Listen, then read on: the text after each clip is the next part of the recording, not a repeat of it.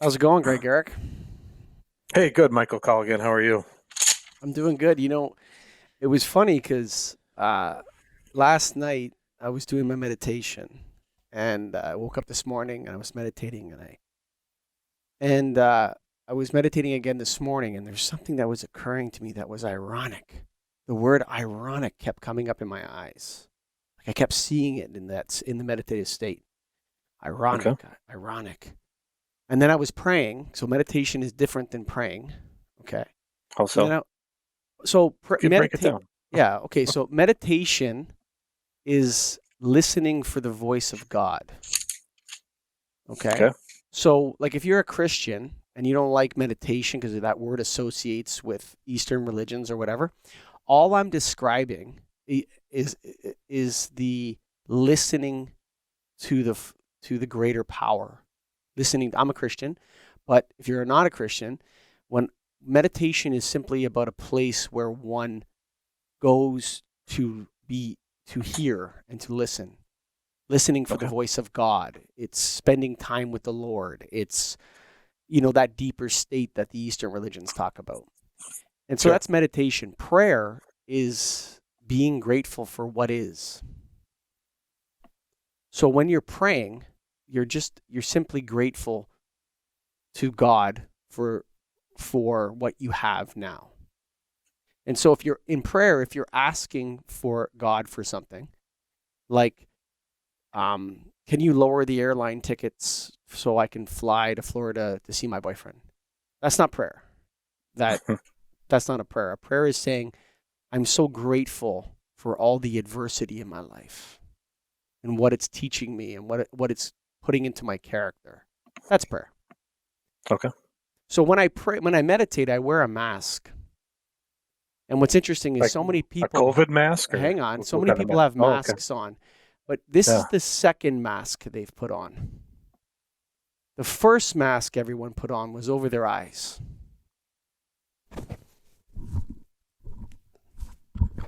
So the first mask they put on was the one that stopped them from seeing what was going on. The Okay. second mask that went on was one to cover their mouth. And there's something wrong with all this. People need to open their eyes and they need to see that safe is not a good word. We don't want to be safe. We want to be free,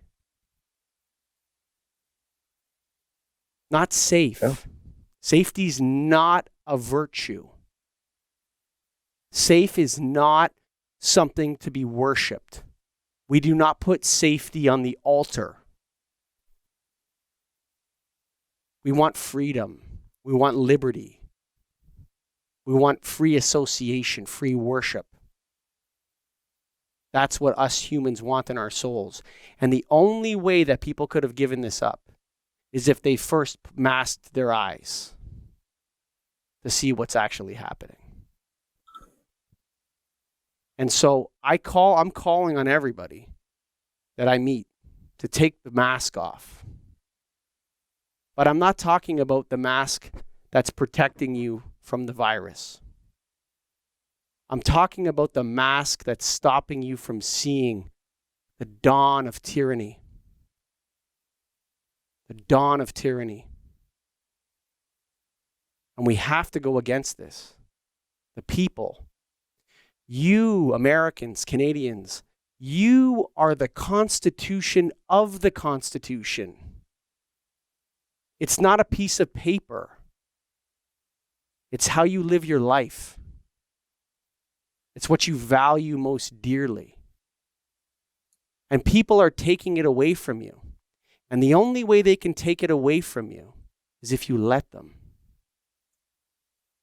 That's the only way. These people that are your leaders, that are our leaders, democracies get the leaders they deserve. They are in a democracy, the leaders are not corrupt. Not in a democracy. The leaders are a direct reflection of the people's hearts. That's who you voted for. You voted for that person. That's what leaders are. That's in a democracy. And so what they've done is they've blinded you. They've told you to wear a mask, but the first mask they put on you was from the truth. The second mask was the mask over your face.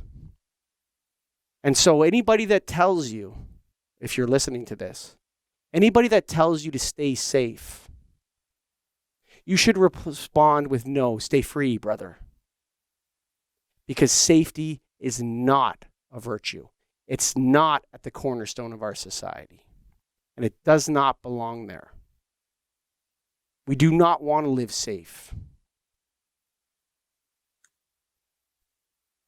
There. I had to get that out, Greg. How do you feel about that one? That's intense. I think, there's people that are going to argue and then say they want to be safe. They want that safety. They want that comfort. Maybe it's not the right word, or how would you define that? That if somebody's saying, no, I definitely want to be safe. I don't want to be at risk of getting in trouble. I mean, we all know what the end result is for everyone's life, right? We're all going to go. But if we can be safe, a lot of people are going to want to be. Isn't that natural? I would argue with them. What is safe? Yeah, it's relative, I suppose, to every person. Yeah, when you're saying stay safe, is it safe for a battered woman to be locked in a home with her abuser? Is it safe? Is it safe for children to play 7 to 10, 12 hours of video games a day? Is it safe for, people to be told, social distancing is not a virtue, dude. I'll tell you this. Whether or not you believe in evil or you believe in Satan, I believe in Satan. That's because he's real. All you have to do is study 20th century history a little bit, and you'll realize that evil is real. Okay, now whether or not it's embodied in the spirit of Satan for you, or it's just some product of evolution that comes around every now and then, evil is real. People do bad things. Okay? They do things that are evil. And, social distancing is straight from Satan, dude. That's exactly what someone who wants people to be miserable would put in place.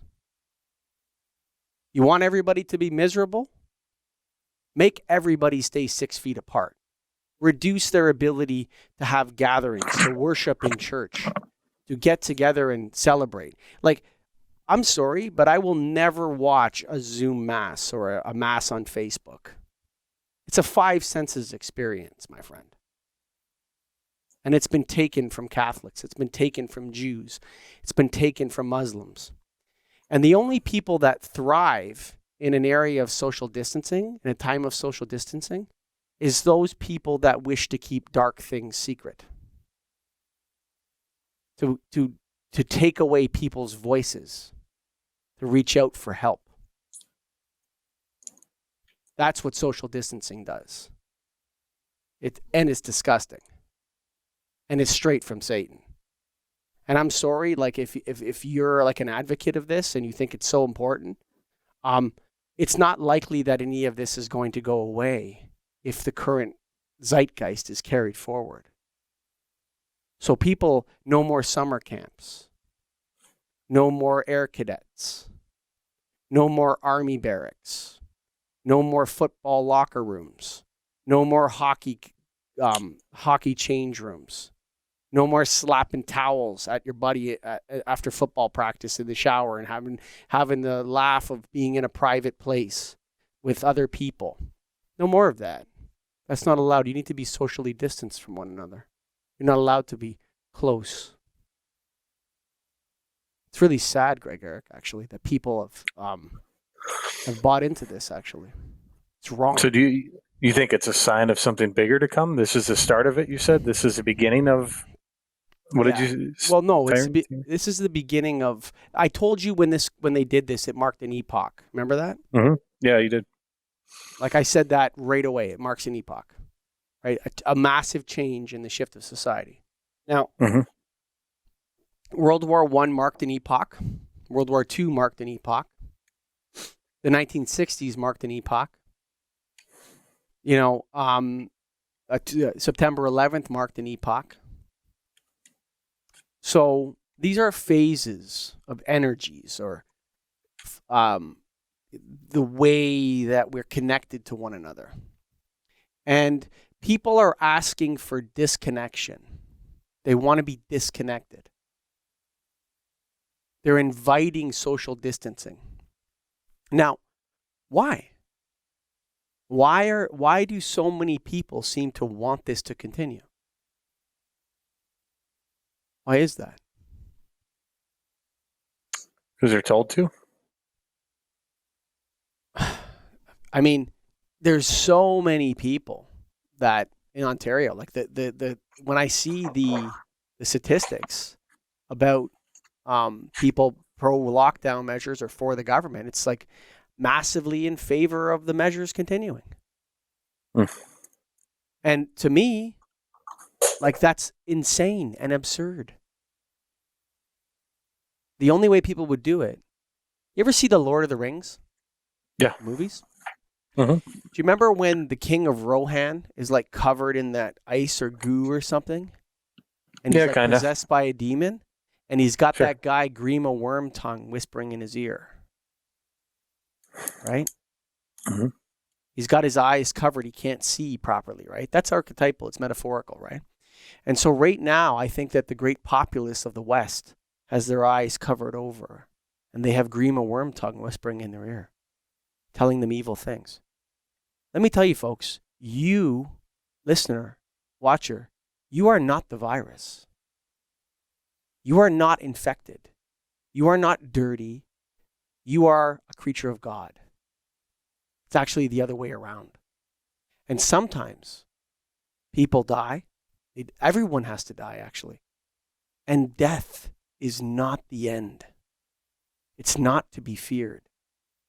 We do not fear death. We remember death. We respect death. But it's a second birth, my friend. And you want to live for that second birth. That's what you want to live for. And you want to make your second birth, you want to go out in glory, my friend, with a life well lived, with many hugs, with many friends, as close to the ones you love as possible. You don't want to be distant from people. That's a lie. It's a lie from Satan. 100%. And if you're engaging in this, if you're acting out these philosophies, then your position is hopelessness. We can conquer anything we choose to conquer. But if we choose freedom, if we choose freedom and liberty, the cost is always human life. That's what the message is from our ancestors. That's what they fought for. That's what they fought for others for. To give them freedom and liberty. Free markets. Not lockdowns and social distancing and tolerance and all this garbage stuff. It's so we can live free. And we do that not by social distancing from one another, but by making close connections. And yeah, maybe you don't want to shake anyone's hand anymore, Greg Eric, and I don't really give a shit about that. You know what I'm saying? Mm-hmm. What I'm talking about and what I'm trying to articulate to people is that the perpetuation of this current scenario is going to lead to disaster. Disaster. And it can't continue unless you want serious social unrest and possibly war. And so we have to go back, or we have to create a new normal. And that new normal has to be a time where people respect death, but they don't fear it. And we have to go back to that, or towards that, whatever that is.